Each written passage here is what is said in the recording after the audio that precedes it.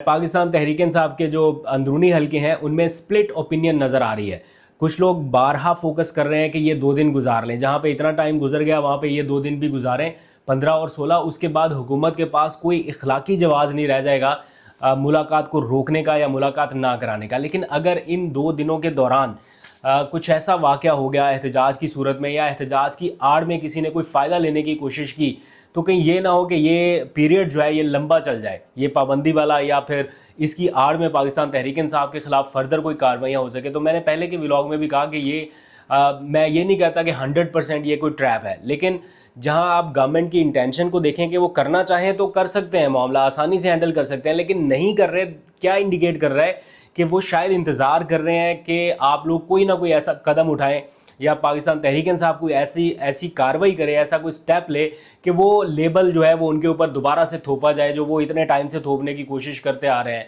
हर event के बाद एक पूरी मुनज़्ज़म मुहिम जो है वो हमें देखने में आती है। लोगों के वीडियो बयान चलना शुरू होते हैं, लोगों के कन्फेशनल स्टेटमेंट्स आती हैं, कभी क्या। तो ये सारी चीज़ें जो है वो आपके अगेंस्ट इस्तेमाल होती हैं। तो इसलिए उस सिचुएशन में जाने की बजाय, और प्लस एहतजाज बिल्कुल इस मौके पर जहां इमरान खान की सिक्योरिटी सलामती को दरपेश खतरात हैं, पाकिस्तान तहरीक इंसाफ का हक है, उन्हें करना चाहिए। लेकिन ट्रैप से बचना भी आपकी ही जिम्मेदारी है, ना सिर्फ आपकी अपनी जिम्मेदारी, आपके साथ आने वाले कारकुनान को, वो लोग जो बिल्कुल हर तरह से आपके साथ चलने फिरने के लिए तैयार हैं, आने के लिए तैयार हैं, मार खाने के लिए तैयार हैं, बस उनको ट्रैप से बचाना ये फिर पाकिस्तान तहरीक इंसाफ की लीडरशिप की जिम्मेदारी है कि बाद में कुछ हो जाए फिर मसाइल जो हैं वो ऐसे बढ़ते हैं, ऐसे कॉम्प्लिकेशंस या ऐसे लीगल कॉम्प्लिकेशंस में मामला चला जाता है कि वहाँ से फिर वापसी जो है वो होते होते काफ़ी टाइम लग रहा है। ये एहतजाज सिर्फ पाकिस्तान के अंदर ही नहीं बल्कि बैरून मुल्क यानी लंदन में भी इसकी कॉल दी गई है, और मैं देख रहा हूँ कि 15 अक्टूबर के लिए वहाँ पर भी तैयारियाँ हो रही हैं, और भी डिफरेंट कंट्रीज़ में जहाँ जहाँ PTI के लोग मौजूद हैं, ओवरसीज़ पाकिस्तानी मौजूद हैं, वहाँ पर भी 15 अक्टूबर को एहतजाज जो है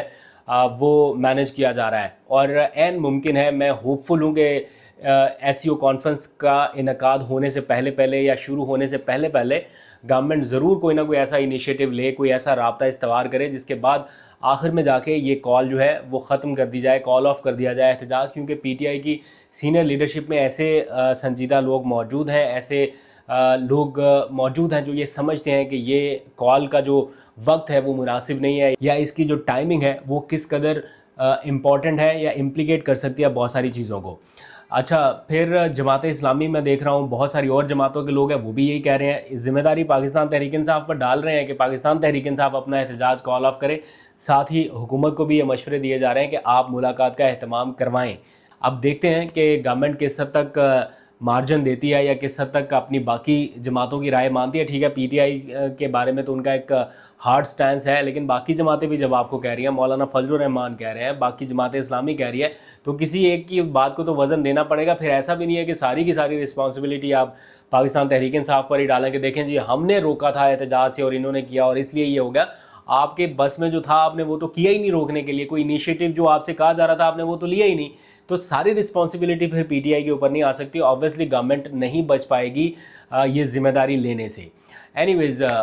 2 खबरें और हैं अब इन सारे टाइमलाइंस में। एक तो 15 अक्टूबर तो अहम हो ही गई तारीख, साथ में 2 तारीखें और भी इंपॉर्टेंट हैं, 17 अक्टूबर भी, 21 अक्टूबर भी, फिर इसके बाद 25 अक्टूबर। तो ये देखें कितना 15, 17, 21 और 25, ये 4 तारीखें जो है वो कैसे लाइन से आ रही हैं, बड़ी इंपॉर्टेंट। 15 को आपको पता है SCO कॉन्फ्रेंस, 17 को चीफ जस्टिस काजी फाइज ईसा आइनी तरमीम के हवाले से केस सुनने जा रहे हैं। जो आइनी तरमीम को चैलेंज किया गया है सुप्रीम कोर्ट में, तो वो भी अब उन्होंने लगा लिया अपने बेंच के पास। अब उसके हवाले से भी वो डिसीजन दे सकते हैं और बहुत जल्द ये सारा कुछ हो जाएगा क्योंकि उनके पास वक्त कम है। और फिर 21 अक्टूबर को चीफ जस्टिस साहब केस सुनने जा रहे हैं पाकिस्तान तहरीक इंसाफ का बल्ले का निशान छीने जाने के हवाले से, जो नज़रसानी की दरख्वास्त है उसको सुनने जा रहे हैं। ऑल्दो के उनके जाने के आखिरी टाइम पे उन्हें ये नहीं करना चाहिए, आने वाले चीफ जस्टिस को देखना चाहिए, लेकिन वो जाते जाते नज़रसानी की दरख्वास्त भी सुनने जा रहे हैं ताकि काम जो है वो पक्का हो जाए। कि ये ना हो कि उनके बाद आने वाला जो है जज वो ये कहते कि नहीं ये तो जनाब फैसला गलत था, क्योंकि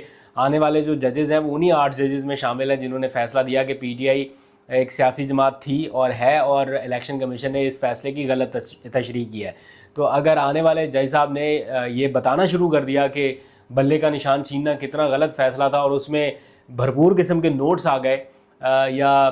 काजी फायज ईसा के हवाले से कोई ऑब्जर्वेशन आ गई तो वो बड़ी मुश्किलात हो जाएंगी। तो इसलिए काजी साहब जो है वो जाते जाते ये फ़ैसला मेरा ख्याल है सुनाने जा रहे हैं, और फिर उससे पहले फुल कोर्ट रेफरेंस और अलविदाई इशाइये ये सारा कुछ हो रहा है। तो रेड जोन के अतराफ़ की जो बिल्डिंग्स हैं इस टाइम वहाँ पे कोई इतना सुकून नहीं है, हलचल बहुत सारी है और भरपूर है।